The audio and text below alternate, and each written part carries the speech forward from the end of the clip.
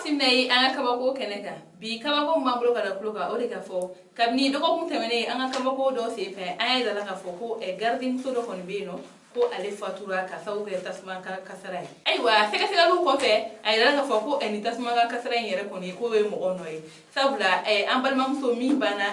tasman ka kasara ay dala ka fo ko ana mamina chede koni kumiso kono wa ko seka seka lu ay dala ka fo ni mamina ke ale koni efemala aywa mi yele mamneke ale to Mohamed Aidara kale shibisa sambi saba ale ni kele kon bonyo ngo konna aywa jani finitu kon kunga seka sekali jabi kon fo aywa ngunu nga chama kon ay daga fo ko Mohamed Aidara ale le kon kunga sawbe ka ambal mamsuin kon fara aywa sabla Aidara ka fo ko ale kuni ni bal mamsuin ko furu ko kuma de kun nyonte fo kata fo mamneli gare kon teminala aywa mamnelu fefe ko ambal mamsu ale kon fikale kunu ala ko ani che bonete manyana mafe ko ola to ale ayda ka fo ko furu kon boama aywa ola kumna ko che fana kon nani walenke nga ni dona ina fo tenete mene mekalo kile kono to walen kera wakati mina ko Mohamed Aidara ale kon tara mi finiti ku fe ko we nyini gal chamante ngwala o temene ga boy ku ya blagata gendarmerie mo fana fe kul fana nyini gal te ngwala aywa ko o tengen ngon temene ga bo nyini ngan bela jele ko fe